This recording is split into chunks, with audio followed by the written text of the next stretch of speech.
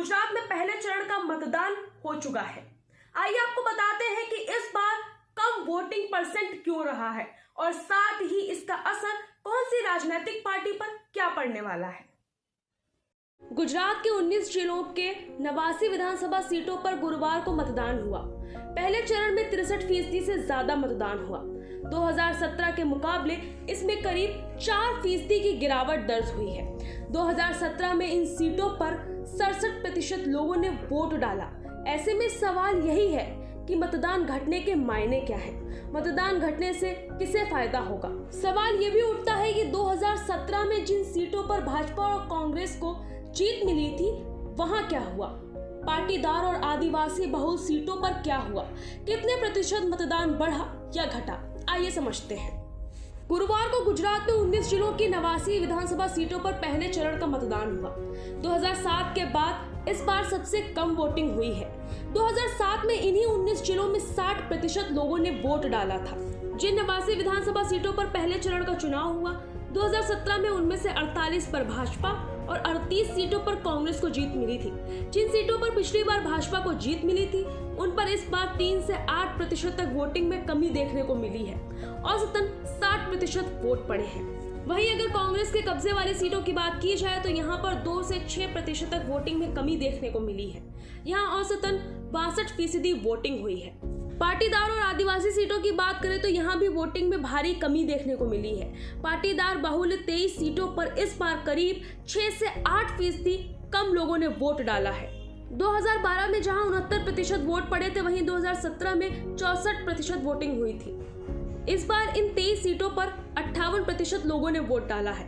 2012 के मुकाबले जब 2017 में इन सीटों पर वोटिंग घटी थी तो इसका भाजपा को नुकसान उठाना पड़ा था।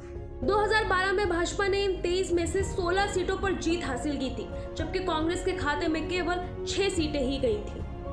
आइए अब आपको बताते हैं कि गुजरात में कम मतदान प्रतिशत किस ओर इशारा कर रहा है।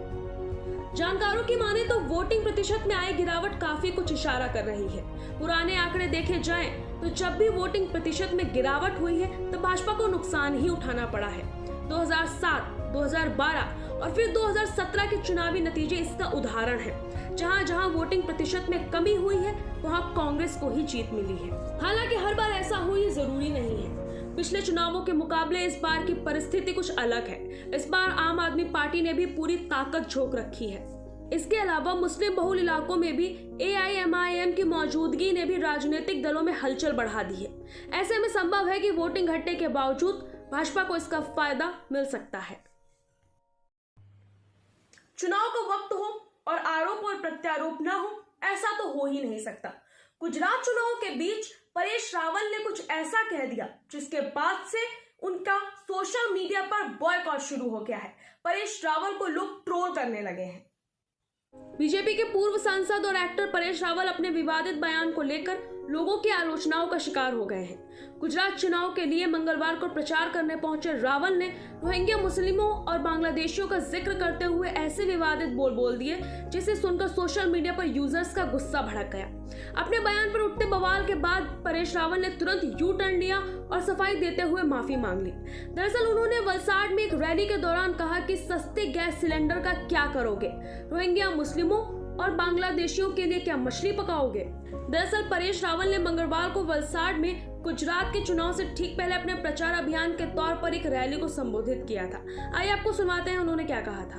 तो सस्तो થઈ જશે, મોંઘવારી ઉપર ગઈ છે તો નીચે આવશે, રોજગાર પણ લોકોને મળશે, પણ આ બધું મળશે પણ તમારી આજુબાજુ જ્યારે બાંગ્લાદેશીઓને રોહિંગ્યા રહેતા હશે દિલ્હીની જેમ, ત્યારે તમે શું કરશો? परेश रावल इस बयान की वजह से बुरी तरह से ट्रोल हुए हैं। जब विवाद रुकता नहीं दिखा तो उन्होंने माफी भी मांग ली। उन्होंने एक यूजर के ट्वीट पर रिप्लाई करते हुए लिखा कि निश्चित रूप से मछली कोई मुद्दा नहीं है, क्योंकि गुजराती भी मछली पकाते खाते हैं। लेकिन मैं स्पष्ट कर दूं कि बंगाली से मेरा मतलब अवैध बांग्लादेशी और रोहिंग्यों से है। लेकिन फिर भी मैं अगर आपकी भावनाओं को ठेस पहुंचाया है तो इसके लिए मैं माफी मांगता हूँ। वहीं परेश रावल ने दिल्ली के मुख्यमंत्री अरविंद केजरीवाल पर भी निशाना साधा। उन्होंने कहा कि वो यहाँ प्राइवेट प्लेन से आते हैं और फिर रिक्शे में बैठकर दिखावा करते हैं। हमने एक्टिंग में सारी उम्र गुजार दी, लेकिन ऐसा नौटंकी वाला हमने कभी नहीं देखा।